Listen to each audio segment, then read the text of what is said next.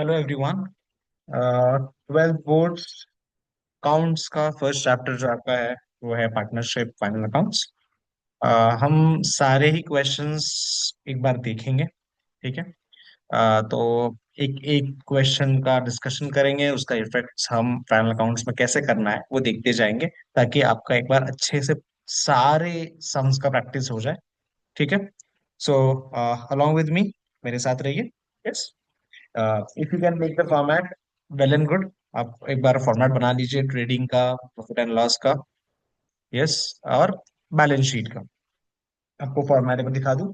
सो जब भी आप ट्रेडिंग और पीएनएल बनाओगे तो आपको हेडिंग देना है इन द बुक्स ऑफ।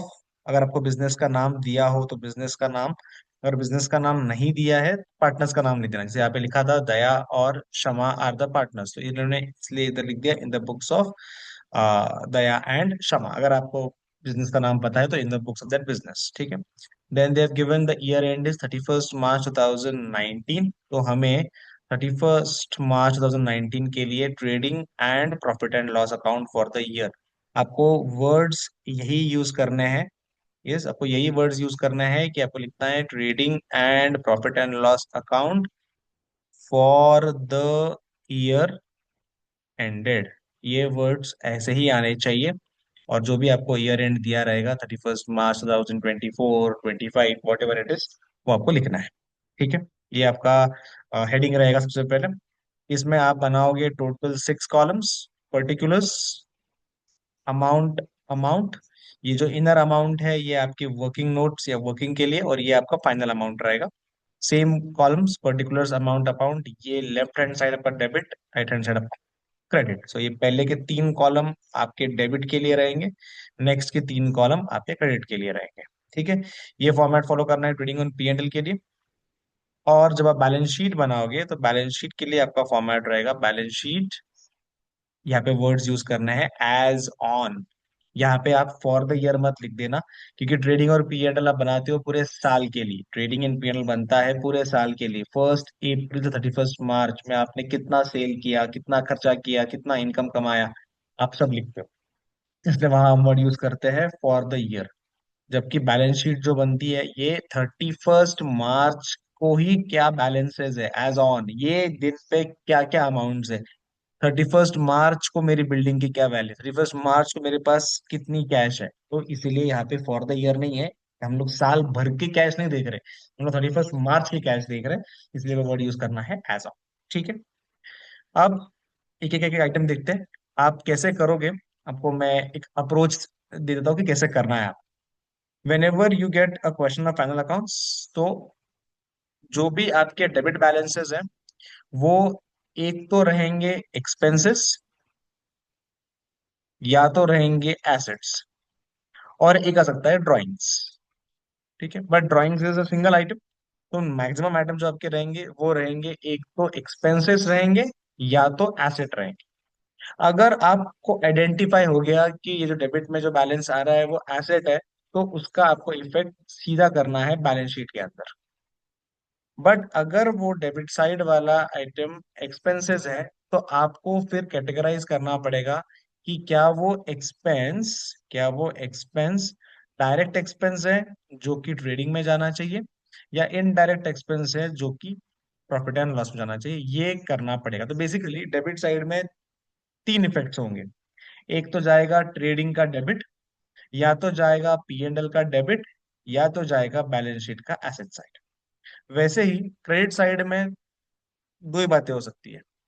एक, यहाँ पे होंगे एक तो इनकम्स, या तो होंगे लायबिलिटीज। अगर लायबिलिटीज है कोई प्रॉब्लम ही नहीं है, ट्रांसफर कर दीजिए बैलेंस शीट। अगर इनकम है तो सोचना पड़ेगा, डायरेक्ट इनकम है, वैसे डायरेक्ट इनकम आपको मोस्टली सिर्फ सेल से दिया जाएगा, तो सेल्स है तो ट्रेडिंग। अदर कोई भी इनकम है तो पीएनएल। सिंपल। ठीक है। सो आपको क्रेडिट साइड के लिए क्या याद रखना है कि अगर क्रेडिट साइड में सेल्स दिया है तो ट्रेडिंग, क्रेडिट। अदर कोई भी इनकम दिया है तो प्रॉफिट एंड लॉस का क्रेडिट। और अगर कोई लायबिलिटी दिया है तो बैलेंस शीट के लायबिलिटी साइड। इतना फंडा याद रखिए तो एटलीस्ट आपका पोस्टिंग सही हो जाना चाहिए। ठीक है। फिर एडजस्टमेंट्स है, एडजस्टमेंट्स को एक बार के लिए देख लेता हूँ सिर्फ, आपको बोला है क्लोजिंग स्टॉक को इतना तो पता ही है कि टीबी आइटम्स के इफेक्ट ओनली वन, और एडजस्टमेंट्स के effect will be two effects. ठीक है, fine. So closing stock is given. मैं अभी के लिए आपको इफेक्ट नहीं बोल रहा हूँ, मैं सिर्फ देख ले रहा हूँ कि हमें क्या क्या मार्क करना है। Depreciation of building and machinery, तो मैंने एक मार्किंग कर लिया मशीनरी, दूसरा मार्किंग कर लिया बिल्डिंग। ठीक है। Bill receivable included dishonoured bill. ठीक है, सो बिल रिसीवेबल को एक बार मार्क कर लेते हैं। Then goods worth 1000 taken by Daya for personal use not entered. ठीक है, सो देखते हैं ये ड्राइंग्स का इफेक्ट रहेगा, ऊपर कुछ इसका आएगा नहीं। बैड डेट्स आरडीडी, ये अफेक्ट करेगा डेटर्स को, डेटर्स को भी मार्क कर लिया और ऑल्सो बैड डेट्स को भी मार्क कर लिया। Then you have goods were sold but no entry was made, तो सेल्स में लेना पड़ेगा, एंड ऑफ कोर्स डेटर्स को हमने ऑलरेडी अफेक्ट करके रखा हुआ है। ठीक है, बेसिक आइडिया हमें आ गया कि हमें कौन से वैल्यूज के ऊपर सोचना है। ठीक है, फाइन। अब एक एक एक आइटम से शुरू करते हैं और उसका पोस्टिंग साइमल्टेनियसली करना शुरू कर देते हैं।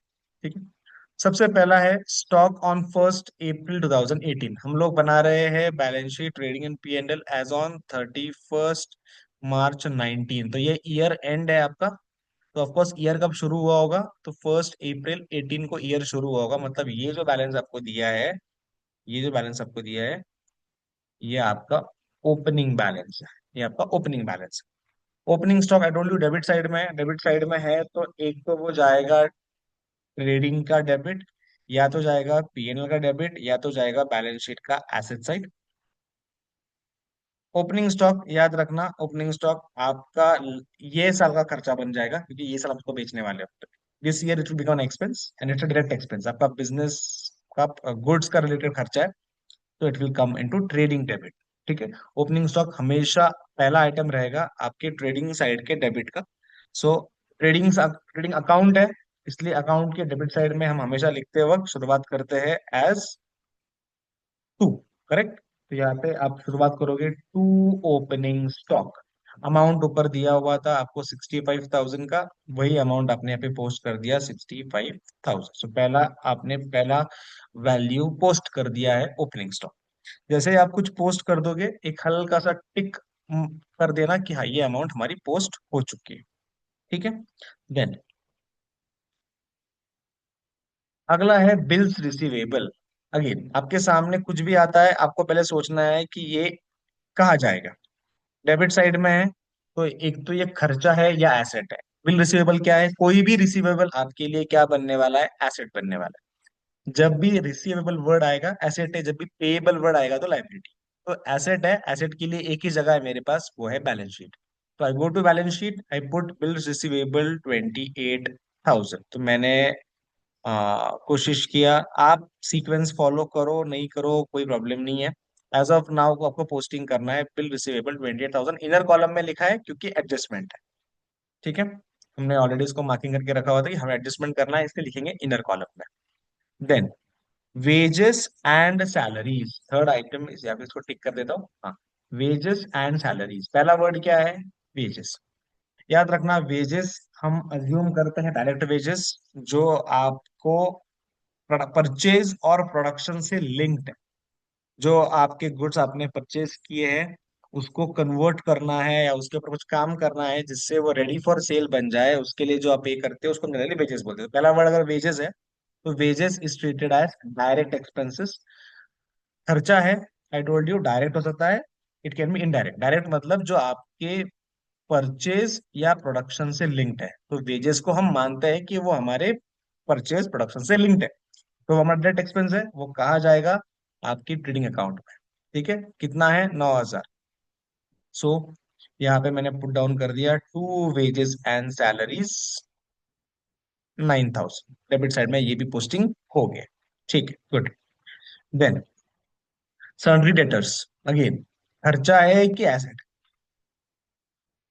डेटर्स का मतलब क्या है, पैसा हमको हमारे कस्टमर से मिलने वाला है, इट्स एन एसेट। अगर एसेट है तो कहा जाएगा बैलेंस शीट में, राइट। सो डेटर्स 132,500 जाइए बैलेंस शीट में और डेटर्स कर दीजिए post. Of course inner column में करोगे बिकॉज आपको एडजस्टमेंट्स करने हैं। ठीक है। देन अगला है बैड डेट्स। सोचिए वापस कि खर्चा है कि एसेट है।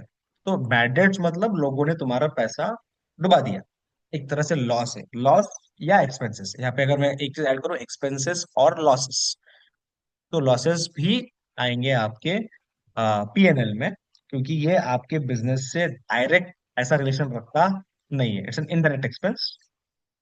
ठीक है, तो बैड डेट्स को आप ट्रांसफर करोगे to your profit and loss account. Transfer करोगे profit and loss account. Profit and loss account में जाके पोस्ट कर दीजिए bad debts 1000। So bad debts, अभी के लिए इस ओल्ड वर्ड को इग्नोर कर ही बोलता हूँ, क्या है bad debts 1000। Of course inner column में लिखेंगे क्योंकि हमें इसको एडजस्टमेंट्स करने हैं। तो अब तक हमने एक दो तीन चार और ये पांच आइटम्स को पोस्ट कर दिया है। आपको हर एक पोस्टिंग के लिए मार्क्स मिलने वाले। Recording in progress. बैड के बाद नेक्स्ट हमारे पास है दैट इज परचेजेस। ठीक है, परचेजेस 1,48,000 डेबिट साइड में है। एक तो खर्चा है या एसेट है, तो परचेज ऑफ कोर्स एक्सपेंसेस है, डायरेक्ट एक्सपेंसेस है आपका। परचेज और प्रोडक्शन से लिंक खर्चा मतलब एक्चुअली परचेज ही खर्चा है। ठीक है, सो 1,48,000 आपके ट्रेडिंग अकाउंट के डेबिट साइड में जाएगा। ट्रेडिंग अकाउंट के डेबिट साइड में, इनर कॉलम में, क्योंकि बाद में एक एडजस्टमेंट है तो क्रेडिट साइड में रिटर्न्स का है। ठीक है, देखते हैं उसको। ओके, नेक्स्ट है मोटर कार। डेबिट साइड में है तो खर्चा है या एसेट है? ऑफ कोर्स मोटर कार आपके लिए क्या है, एसेट है। एसेट तो कहा जाएगा बैलेंस शीट में, अमाउंट है 68,000। जाइए बैलेंस शीट में मोटर कार को, आप ये सीक्वेंस को छोड़ दीजिए, आप आपके सीक्वेंस पे पोस्ट करते जाइए तो भी चलेगा। Is no need to follow any sequence as of now. आप आपके हिसाब से भी पोस्टिंग करो तो भी चलेगा। उसके बाद आफ्टर मोटर कार, अगला आपके लिए है दैट इज मशीनरी। इसको हाईलाइट किया है मतलब वहां पे एडजस्टमेंट है। हम लिखेंगे इनर कॉलम में 1,14,800 बैलेंस शीट एसेट साइड। सो मशीनरी, गया machinery, yes machineries over here. ठीक है, 1,14,800 ये अमाउंट हमने पोस्ट कर दी। ठीक है, देन उसके बाद आपके पास है ऑडिट फीस। बताइए खर्चा है कि एसेट है? ऑफ कोर्स ये खर्चा है। खर्चा है तो ट्रेडिंग में जाएगा कि पीएनएल में जाएगा? तो इसका परचेज प्रोडक्शन से कोई लेना देना नहीं है, ये जाएगा आपके पीएनएल में। ऑडिट फीस 1,200, कोई एडजस्टमेंट नहीं है, सीधा आउटर कॉलम में आप डाल दोगे ऑडिट फीस। तो समझ लेना कि जब आप इस साइमल्टेनियसली पोस्टिंग कर रहे हो तो कैसे करोगे। आप जब ट्रेडिंग अकाउंट शुरू कर दोगे उसके बाद एक 10 लाइन छोड़ देना, ओपनिंग स्टॉक के बाद एक 5-10 लाइन छोड़ देना, और उसके बाद आप प्रॉफिट एंड लॉस के वैल्यूज को पोस्ट करना शुरू कर देना। ऐसा मत रुकना कि आप ट्रेडिंग कंप्लीट करो फिर आप पीएनएल शुरू करो, ऐसा नहीं करना है। जैसे ही आप ट्रेडिंग शुरू कर दोगे, वैल्यूज, पहला वैल्यू डालने के बाद एक एक, एक 10 लाइन छोड़ दीजिएगा और उसके बाद आप शुरू कर दीजिएगा आपका पीएनएल। ठीक है, ऑडिट फीस आपने पोस्ट कर दिया है। सेल्स रिटर्न के लिए मैं अभी के लिए रुक रहा हूँ, सेल्स रिटर्न के लिए वी विल होल्ड। ठीक है, ये हमारा ये हमारा पेंडिंग है। ठीक है, पेंडिंग स्टिल। ओके, अगला है डिस्काउंट। डेबिट साइड में है तो एक तो खर्चा है या एसेट है? ठीक है, ऑफ कोर्स ये खर्चा है, और खर्चा है तो क्या ये ट्रेडिंग का खर्चा है कि प्रॉफिट लॉस का खर्चा है? तो इसका परचेज प्रोडक्शन से कोई लेना देना नहीं है। ठीक है, ये आपने जो सेल्स के ऊपर लोगों डिस्काउंट दिया है, ये वो वाला डिस्काउंट है, आपके लिए खर्चा है, जाएगा प्रॉफिट एंड लॉस में। 2,300 डायरेक्टली पोस्ट कर दोगे आउटर कॉलम। अगेन आप आपके सीक्वेंस में पोस्ट करोगे, देयर इज नो नीड कि आप इनका सीक्वेंस फॉलो करो, जैसे जैसे आपको वैल्यूज मिल रहे हैं आप पोस्ट करते जाइए। डिस्काउंट के बाद है बिल्डिंग। अगेन एक्सपेंस है या एसेट है? तो ऑफकोर्स एसेट है। एसेट है तो जाएगा बैलेंस शीट में, बिल्डिंग 75,000 इनर कॉलम में क्योंकि एडजस्टमेंट है। सो building will go 75,000 inner column. ठीक है, देन अगला आइटम है आपके सामने that is cash at bank. खर्चा है कि एसेट है? तो ऑफकोर्स एसेट है। एसेट तो जाएगा कहाँ पे, बैलेंस शीट में। Cash at bank 12,000। कोई एडजस्टमेंट नहीं है, तो आप सिंपल जाके कैश एट बैंक 12,000 पोस्ट कर दीजिए। फिर है आपके पास 10% इन्वेस्टमेंट। बताइए खर्चा है कि एसेट है? इन्वेस्टमेंट करना आपके लिए खर्चा नहीं है, यस आपकी एसेट है। तो एसेट जाएगी। तो जाइए, गो टू बैलेंस शीट। यहाँ पे आपको 10% इन्वेस्टमेंट है। अच्छा, इनर कॉलम में लिखा है क्योंकि ये एक हिडन एडजस्टमेंट है। क्या है? एक हिडन एडजस्टमेंट है।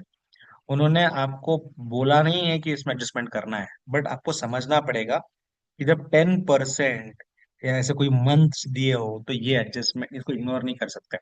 ठीक है। तो आपने इन्वेस्टमेंट करी है ऑफ रुपीज 20,000, और आपने वो करी है एट रेट ऑफ 10%, मतलब आपको 10% का इंटरेस्ट मिलना चाहिए था। That comes to rupees 2,000। अगर आपको 2,000 रुपए का इंटरेस्ट मिल चुका होता तो वो इनकम होता।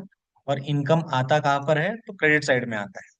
क्या आपको क्रेडिट साइड में जब आप देखते हो क्या कहीं पे भी आपको इंटरेस्ट दिख रहा है? तो जवाब है नहीं। इसका मतलब है आपने इस इंटरेस्ट को रिकॉर्ड नहीं किया है। तो वी फॉलो अप्रूवल, करेक्ट। मिला नहीं होगा बट कमाया तो है। कमाया है तो रिकॉर्ड करना पड़ेगा। यस। तो दो इफेक्ट्स। एक, आपका इनकम बढ़ेगा। इंटरेस्ट से आपका इनकम बढ़ेगा। कौन सा इनकम बढ़ेगा? तो प्रॉफिट एंड लॉस का, बिकॉज इससे इसका डायरेक्ट बिजनेस से कोई लेना देना नहीं है। और दूसरा, अब तक मिला नहीं है तो इट बिकम्स रिसीवेबल। और रिसीवेबल है तो कहा जाएगा बैलेंस शीट के एसेट साइड में। तो 2,000 रुपए हमने बैलेंस शीट में इन्वेस्टमेंट्स में ऐड कर दिया कि हमें इतना और मिलेगा। टोटल मेरी इन्वेस्टमेंट की वैल्यू कितनी हो गई? 22,000 हो गई। तो जो 2,000 रुपए है, ये 2,000 रुपए मुझे मिलने वाले हैं। पर मेरी आज तो इनकम में बुक कर दूंगा रुपीज 2,000। ये उसके दो इफेक्ट्स बेसिकली। ये उसका पहला इफेक्ट, और यहाँ पे आपने 2,000 ऐड किया, ये उसका दूसरा इफेक्ट, एसेट्स बढ़ना और इनकम बढ़ना। ठीक है, good. Then we have advertisement which is paid for 9 months. ठीक है, advertisement which is paid for 9 months, 4,500। ठीक है। अब एक्चुअल में अगर आपने 4,500 पे किया है 9 मंथ्स के लिए, तो आइडियली 12 मंथ्स के लिए कितना आना चाहिए था? If I do a cross multiplication, 4,500 into 12/9, do this, 4,500 into 12 divided by 9, that comes to rupees 6,000। तो आपका टोटल खर्चा आना चाहिए था 6,000, बट आपने पे कितना किया है? सिर्फ 4,500, मतलब बचा हुआ 1,500 आपने पे नहीं किया है, खर्चा तो हुआ है। ऐसा जो खर्चा है जो आपने पे नहीं किया है but you have incurred, is called as outstanding expenses. ये भी एक हिडन एडजस्टमेंट है। इसके भी दो इफेक्ट्स होंगे। पहली बात तो आपका खर्चा बढ़ेगा। आपका खर्चा 4,500 से 1,500 बढ़ के हो जाएगा एक्चुअल में 6,000। और ये 1,500 रुपए आपने अब तक दिए नहीं, पर देने फ्यूचर में आपकी लाइबिलिटी भी बढ़ेगी। ठीक है। सो एडवर्टीजमेंट, पहले बात तो खर्चा है, प्रॉफिट एंड लॉस में जाएगा। तो आपने यहाँ पे बुक कर दिया एडवर्टीजमेंट 4,500। बट आपने बोल दिया कि ये 9 मंथ्स के लिए है, तो 3 मंथ्स का अमाउंट जो नहीं पे हुआ है वो आउटस्टैंडिंग ऐड करेंगे। और इसका 1,500 का सेकेंड इफेक्ट हम देंगे लाइबिलिटी साइड में कि हाँ ये हमारी लाइबिलिटी यहाँ पे बढ़ रही है। ठीक है, यहाँ तक क्लियर है? एक बार देख लीजिए अच्छे से। इसके बाद सो योर डेबिट साइड में और क्या बच गया? Last is royalty. रॉयल्टी के लिए याद रखिएगा, royalty is paid on the basis of production. आप जितना प्रोडक्शन करोगे, जैसे फॉर एग्जाम्पल किसी का आप डिजाइन खरीदते हो, तो किसी का नाम खरीदते हो, तो वो क्या बोलेगा कि मुझे तुम जितना भी यूनिट्स बनाओगे पर यूनिट मुझे कुछ रॉयल्टी पे करोगे। फॉर एग्जाम्पल एक बॉटल का डिजाइन है, किसी ने बनाया है, हमने बोला हम ये डिजाइन की बॉटल बनाएंगे, तो उस पर्सन को हमें रॉयल्टी पे करना पड़ेगा। ये आपके प्रोडक्शन से लिंक्ड खर्चा है, इसीलिए इसको लिया जाएगा इन द ट्रेडिंग अकाउंट। सो खर्चा तो है।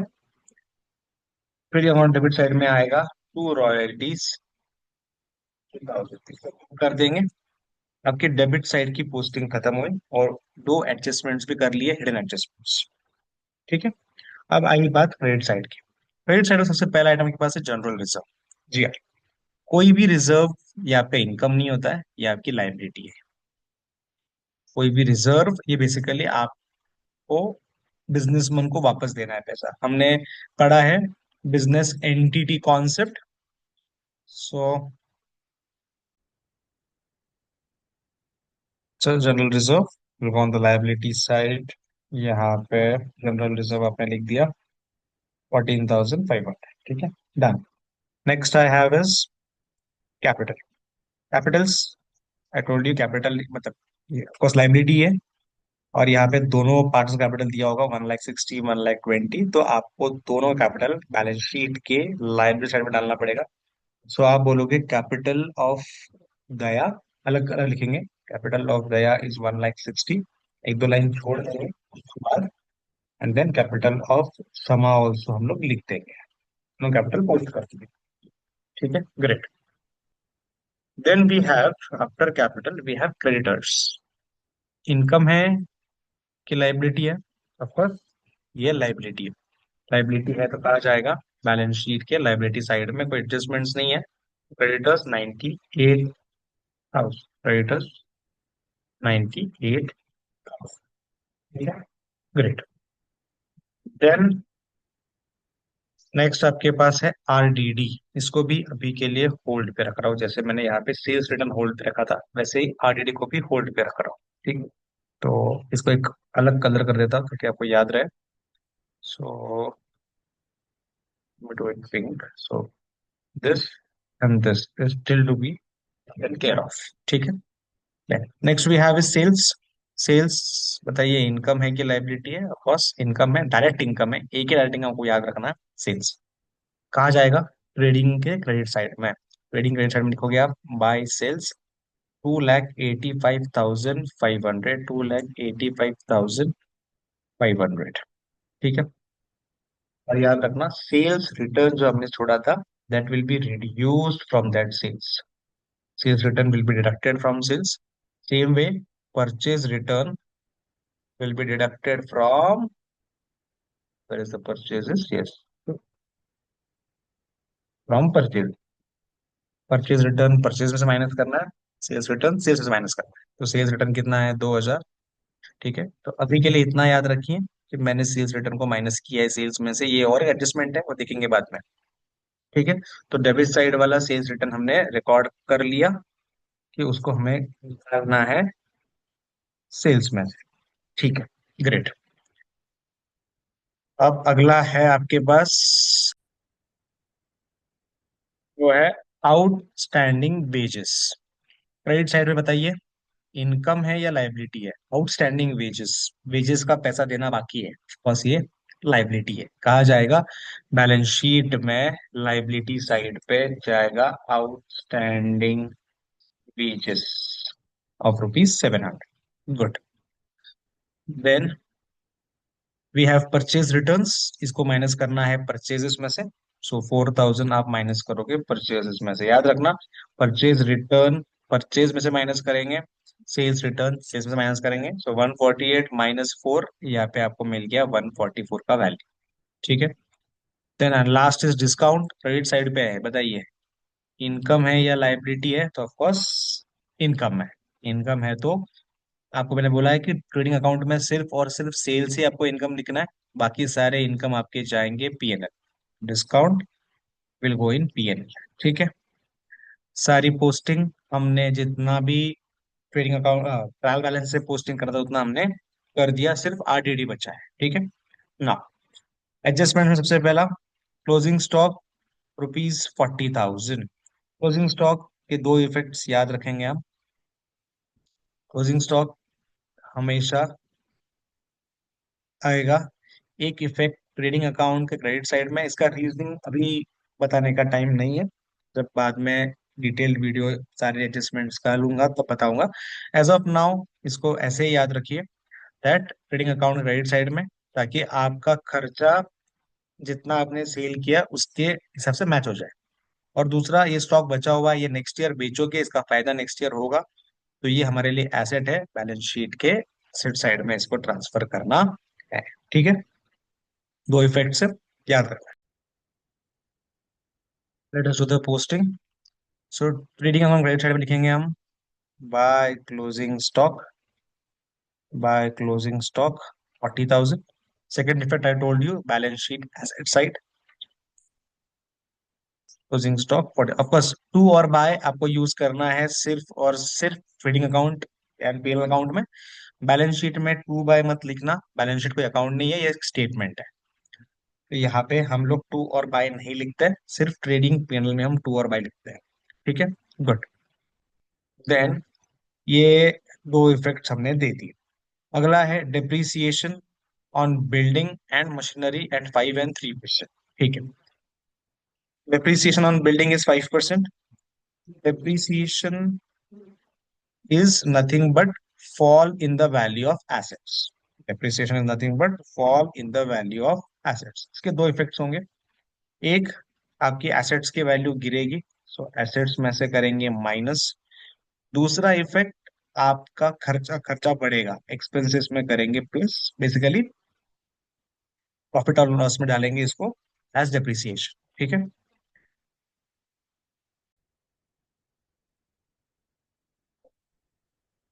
ठीक है। सो बिल्डिंग पे निकालना है 5%। जाइए बैलेंस शीट में कहा है बिल्डिंग, बिल्डिंग की अमाउंट है 75,000। 75,000 पे आप कैलकुलेट करेंगे 5%, तो वो आएगा 3,750। राइट, इसको करेंगे इसमें से माइनस। ठीक है, तो 75,000 माइनस 3,750, 71,250 आउटर कॉलम में। और ये 3,750 का सेकेंड इफेक्ट जाएगा डेप्रीसिएशन, डेबिट साइड खर्चा है, debit side of P and L two depreciation on building is how much, 3,750। Same way depreciation on machinery is 3%। तो मशीनरी है आपकी 1,14,800, 1,14,800 पे आप निकालिए 3%, वो आना चाहिए 3,444। इसको इसमें से माइनस करेंगे तो ये वैल्यू आएगा, और ये डेप्रिसिएशन आप लेके जाओगे पी एंड एल के डेबिट साइड में 3,444। ठीक है, हमारी सेकेंड एडजस्टमेंट भी यहाँ पे हुई खत्म। एक बार दोनों एडजस्टमेंट्स अच्छे से देख लीजिए, कोई डाउट है एक बार वापस पीछे जाके फिर से एक बार वीडियो को रिविजिट करिए। देन दिया है bill receivable includes dishonoured bill of rupees 3,000। हमें एक कस्टमर ने बिल रिसीवेबल दिया था और उसने हमें प्रॉमिस किया था कि वो हमें पे करेगा, बट उसने उसका प्रॉमिस तोड़ा, उसका बिल डिसऑनर हुआ, मतलब उसने उसका बिल का पेमेंट नहीं किया। ठीक है, तो हमने यहाँ पे बिल रिसीवेबल दिखाया था कितना, 28,000, बट इसमें से 3,000 रुपए का बिल डिसऑनर हो गया, मतलब कैंसिल हो गया। तो इसको माइनस करेंगे क्योंकि ये बिल बचा नहीं, तो बिल बचा कितना आपका एक्चुअल में रिसीवेबल, सिर्फ और सिर्फ 25,000। अब जो 3,000 रुपए का बिल कैंसिल हो गया, बट क्या आपका ड्यू कैंसिल हो गया क्या, क्या आपने पैसा छोड़ दिया क्या? नहीं। आप बोलोगे बॉस कस्टमर आपको मुझे पे करना है, आपका बिल भले ही डिसऑनर हो गया होगा, आपका हमारी तरफ का जिम्मेदारी खत्म नहीं हुआ है। सो बिल रिसीवेबल जो डिसऑनर ऊपर किया है उससे आपको मिलने वाला पैसा रिसीवेबल्स बढ़ जाएगा। यस, आपका बीआर कम हो जाएगा बट आपका डेटर्स बढ़ जाएगा। आप बोलोगे मुझे पहले 1,32,500 मिलने वाले थे, अब मुझे कस्टमर से वो 3,000 रुपये भी लेने हैं, तो मुझे अब मिलेंगे 1,35,500। ठीक है, सो 3,000 रुपये वहां से माइनस करना है बीआर में से और डेटर्स में ऐड करना। ठीक है, then goods worth 1,000 was taken by Daya for personal use but was not entered in the books of account। जब भी कोई पार्टनर उसकी पर्सनल यूज के लिए बिजनेस में से कुछ भी लेके जाता है, तो हम उसको ड्राइंग्स पकड़ते हैं, बराबर है। तो दया की ड्राइंग्स बढ़ेगी। यस, दया की ड्राइंग्स बढ़ती है मतलब कैपिटल कम होता है। दया की जो ड्राइंग्स बढ़ती है, इसका मतलब है कि उसका कैपिटल उतने से कम किया जाएगा। 1,000 रुपए हम बेसिकली दया से रिकवर करेंगे, उस कैपिटल से रिकवर करेंगे। बट हमारे पास गुड्स भी तो चले गए। जब भी आपके बिजनेस में गुड्स चले जाएंगे, चाहे वो जल के चले जाए, चाहे वो एज अ फ्री सैंपल चले जाए, चाहे कोई पार्टनर लेके चले जाए, सेकेंड इफेक्ट आपका रहेगा ट्रेडिंग अकाउंट के क्रेडिट साइड में। और आपको उतने अमाउंट से आपके खर्चों को कम करना है। By goods taken over by Daya for personal use, आपने बोला 1,000 रुपए क्रेडिट करेंगे हम ट्रेडिंग अकाउंट में। ये कुछ कभी भी कोई भी पर्सन कोई भी वजह से गुड्स चले गए तो डालना है आपको credit credit side of trading account. ठीक है। तो इसके दो इफेक्ट्स वापस बोल देता हूँ आपको, क्या करेंगे। एक, हम लोग दया के कैपिटल में से करेंगे कम और ट्रेडिंग अकाउंट में डालेंगे ऑन द क्रेडिट साइड। ठीक है, अब इज ओके।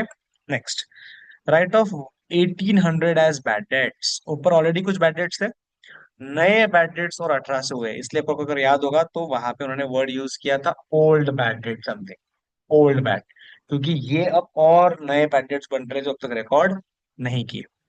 तो 1,800 रुपये का बैड डेट्स, तो आप बोल रहे थे कि हमको हमारे कस्टमर से कितना मिलना है। हमको हमारे कस्टमर से मिलना है 1,35,500। बट उसमें से अब 1,800 तो नहीं मिलेगा, क्योंकि उतना पैसा डूब गया। और क्या आपका खर्चा बढ़ेगा? यस। तो जो आपके पुराने बैड डेट्स थे 1,000, उसमें ही आप आपके नए बैड डेट्स ऐड करोगे 1,800, आपके टोटल बैड डेट्स हो गए 2,800। 1,000 तो पहले ही हो गए थे, और 1,800 अब मालूम पड़ा है कि इतना एडिशनल पैसा डूबा है। ठीक है। देन उन्होंने बोला है मेंटेन आरडीडी एट 5%। आरडीडी का मतलब है रिजर्व फॉर डाउटफुल डेट्स। ये आपका सबसे लास्ट एडजस्टमेंट होता है डेटर्स के ऊपर। और उन्होंने आपको कंफ्यूज करने के लिए एक एडजस्टमेंट दे दिया है सिक्स्थ वाले पॉइंट में, जो आपको एक्चुअली पहले करना है। तो बहुत संभाल के ध्यान रखना कि आरडीडी का इफेक्ट सबसे एंड में दिया जाएगा डेटर्स में। अगर और कोई भी एडजस्टमेंट डेटर्स के ऊपर करना होगा तो वो पहले करना है, जैसे ये वाला। Goods of 6,000 were sold but no entry was made. ठीक है, अब हम एंट्री कर देंगे। तो क्या बोलेंगे, हमने गुड्स को बेचा है तो हमारे सेल्स बढ़ेंगे, बराबर है। तो हमारे सेल्स ऐड हो जाएंगे 6,000 से।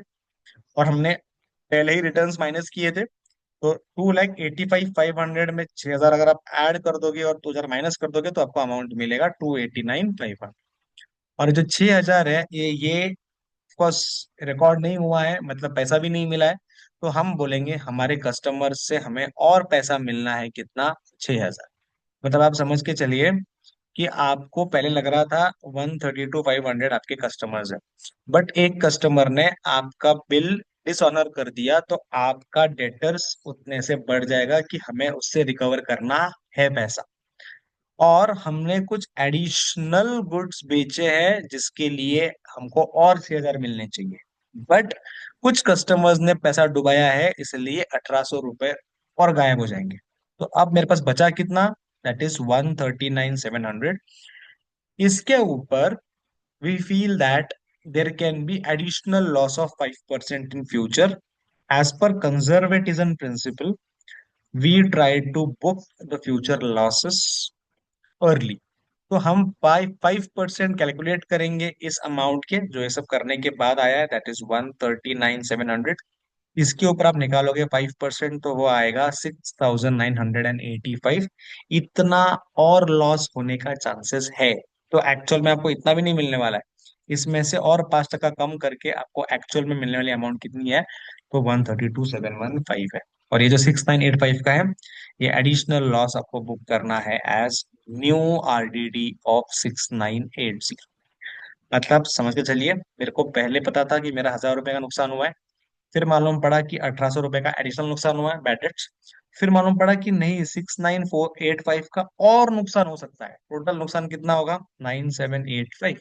और कुछ नुकसान जो लास्ट ईयर का था, उसको ये साल रिवर्स कर देंगे 1,800। अभी के लिए इतना याद रखिए कि 1,800 रुपए जो ओल्ड आरडीडी था, वो हम यहाँ से माइनस करेंगे। और फाइनल आंसर रहेगा 798। का pattern to be followed is very simple. Old bad debts जो कि आपको कहाँ मिलेंगे, ट्रायल बैलेंस में, उसमें ऐड करोगे आप न्यू बैड डेट्स जो कहाँ मिलेंगे आपको, मिलेंगे एडजस्टमेंट्स में। उसमें ऐड करोगे आप न्यू आरडीडी, कहाँ मिलेगा आपको न्यू आरडीडी, ये भी मिलेगा माइनस ओल्ड आरडीडी, ये कहाँ मिलेगा आपको, ट्रायल बैलेंस में। ये मिलेगा ट्रायल बैलेंस के डेबिट साइड में, ये मिलेगा ट्रायल बैलेंस के क्रेडिट साइड। ये पैटर्न फॉलो करना है आपको प्रॉफिट एंड लॉस के अंदर। ठीक है, और उससे फाइनल आंसर आपको मिला 7,985। और हमने ये जो ऑडिट था इसको बुक कर लिया। फिर एक एक करके क्लोज करेंगे। ट्रेडिंग अकाउंट्स में सब कुछ पोस्ट करने के बाद आप टोटल निकालोगे, क्रेडिट साइड का टोटल, मतलब यही 2,89,500 प्लस 1,000 प्लस 40,000। ठीक है, ये टोटल यहाँ पे आएगा। यहाँ को टोटल निकालोगे 65, 144, 3 और 9। ऑफकोर्स अगर क्रेडिट साइड बड़ा आता है, ये साइड अगर बड़ा आता है तो आपका इनकम ज्यादा है, तो मिलेगा आपको ग्रॉस प्रॉफिट जो कि इस सब में मिल रहा है, मतलब क्रेडिट साइड बड़ा है। अगर डेबिट साइड बड़ा आता तो हमें मिलता ग्रॉस लॉस। वो ग्रॉस प्रॉफिट जो यहाँ पे मिला है उसको प्रॉफिट एंड लॉस में अपोजिट साइड में ब्रॉट डाउन करना है। अगर ग्रॉस लॉस होता तो ग्रॉस लॉस आता ये साइड पे बाय ग्रॉस लॉस, जिसको हम डेबिट साइड में पुल करते हैं। फिर आप प्रॉफिट एंड लॉस की टोटल निकालोगे, वापस profit and loss credit side में ये भी लेना। तो 1,09,500 प्लस दिस, और यहाँ पे 6,000 प्लस 1,200 प्लस दिस। जो साइड बड़ा आएगा, अगर क्रेडिट साइड बड़ा आया डेबिट साइड से तो मिलेगा आपको नेट प्रॉफिट, और अगर डेबिट साइड बड़ा आया तो मिलेगा नेट लॉस। यहाँ पे नेट प्रॉफिट है मतलब क्रेडिट साइड बड़ा है। क्रेडिट साइड अगर बड़ा है तो नेट प्रॉफिट को डिवाइड करना है पार्टनर्स के बीच में इन द रेशियो 1:1, मतलब इक्वल डिवाइड करना है। सो 88,621 को डिवाइड करेंगे अप्रोक्सीमेटली 44,311 और 10, उतने से कैपिटल बढ़ाया जाएगा, दोनों को उतना उतना प्रॉफिट मिलेगा, शर्मा को भी मिलेगा और व्यय को भी मिलेगा। उसके बाद आप टोटल निकालोगे शर्मा का, दया का, बाकी सारा पोस्टिंग आप ऑलरेडी कर चुके हो। फिर आप निकालोगे टोटल ऑफ बैलेंस शीट, और अगर ये टैली होता है तो आप जवाब प्राइमा फेसी सही। ये आपका एक चेकिंग पॉइंट रहेगा कि आपका ट्रायल बैलेंस शीट टैली हो रहा है या नहीं हो रहा है। ठीक है, तो इस पैटर्न से धीरे धीरे करके पोस्टिंग करना है, काफी टाइम कंज्यूमिंग क्वेश्चंस है। बट अगर आपका नैक बैठ जाता है, जैसे हम अभी सारे क्वेश्चंस करेंगे, तो जब तक हम फिफ्थ सिक्स सेवन क्वेश्चंस तक पहुंच जाएंगे तब तक हमारा स्पीड काफी अच्छा हो चुका होगा। ठीक है, नेक्स्ट वीडियो में हम अगले क्वेश्चंस की तरफ बढ़ेंगे। Thank you so much.